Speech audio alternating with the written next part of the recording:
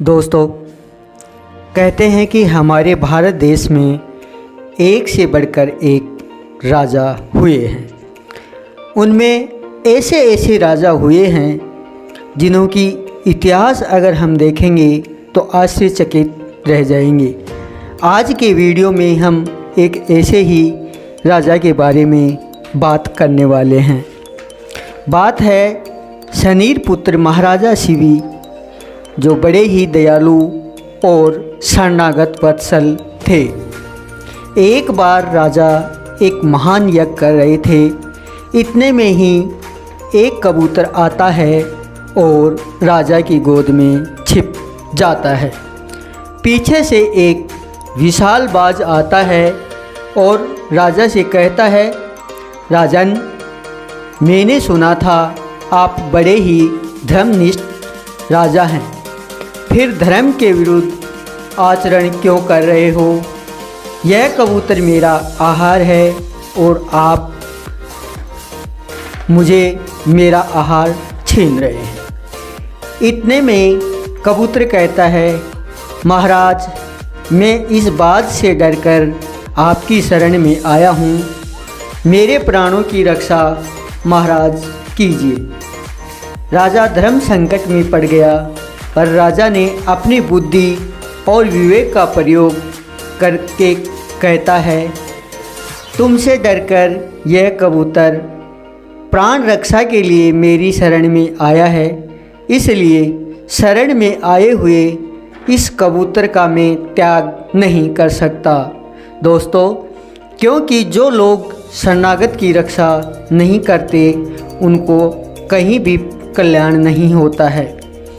बाज ने कहा, राजन, प्रत्येक प्राणी भूख से व्याकुल होते हैं। मैं भी इस समय भूख से व्याकुल हूँ। यदि मुझे इस समय यह कबूतर नहीं मिला तो मेरे प्राण चले जाएंगे। मेरे प्राण चल जाने पर मेरे बाल बच्चों के प्राण भी चले जाएंगे। हे राजन, इस तरह एक जीव के प्राण बचाने की जगह कई जीव के प्राण चले जाएंगे। तो राजा ने कहा, शरण में आए हुए कबूतर को तो मैं तुम्हें नहीं दे सकता। किसी और तरह तुम्हारी भूख शांत हो सकती हो तो बताओ, मैं अपना पूरा राज्य तुम्हें दे सकता हूँ। पूरे राज्य का आहार तुम्हें दे सकता हूँ, अपना सब कुछ तुम्हें दे सकता हूँ, पर यह कबूतर तुम्हें नहीं दे सकता। बाज बोला, हे राजन, यदि आप इस कबूतर पर इतना ही प्रेम है तो इस कबूतर के बराबर तोलकर आप अपना मांस मुझे दे दीजिए। राजा बोला, तुमने बड़ी कृपा की है। तुम जितना चाहो उतना मांस मैं देने को तैयार हूँ। यदि यह शरीर प्राणियों के उपकार के काम न आए तो प्रतिदिन इसका पालन पोषण करना बेकार है। हे बाज, मैं तुम्हारे कहे अनुसार करता हूँ। यह कहकर राजा ने तराजू मंगवाया और उसके एक पलड़े में कबूतर को बैठाकर दूसरे में अपना मांस काट काट कर रखने लगा और कबूतर के साथ तोलने लगा। कबूतर की रक्षा हो और बाज के भी प्राण बचे, दोनों का ही दुख का निवारण हो, इसलिए महाराज शिवी ने अपने हाथ से अपना मांस काट काट के तराजू में रखने लगे। तराजू में कबूतर का वजन मांस से बढ़ता ही गया और राजा ने शरीर भर का मांस काट कर रख दिया, परंतु कबूतर का पलड़ा नीचे ही रहा। तब राजा स्वयं तराजू पर चढ़ गया।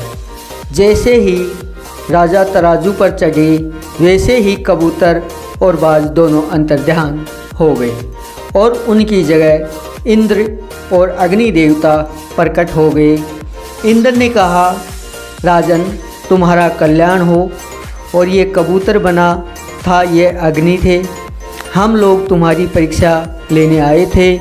तुमने जैसे दुष्कर कार्य किया है वैसा आज तक कोई भी नहीं किया।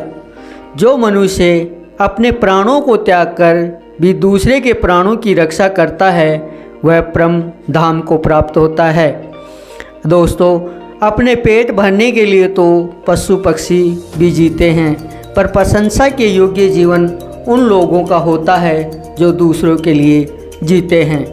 इंद्र ने राजा को वरदान देते हुए कहा, तुम चिरकाल तक दिव्य रूप धारण करके पृथ्वी का पालन कर अंत में भगवान के ब्रह्मलोक में जाओगे। इतना कहकर दोनों अंतर्ध्यान हो गए। दोस्तों, भारत वह भूमि है जहाँ राजा शिवी और दधिच ऋषि जैसे अवतरित हुए थे। उन्होंने परोपकार के लिए अपना जिंदा शरीर दान में दे दिया, और हम लोग जिंदा हैं तो बात छोड़िए, मरने के बाद भी अंगदान नहीं करते हैं।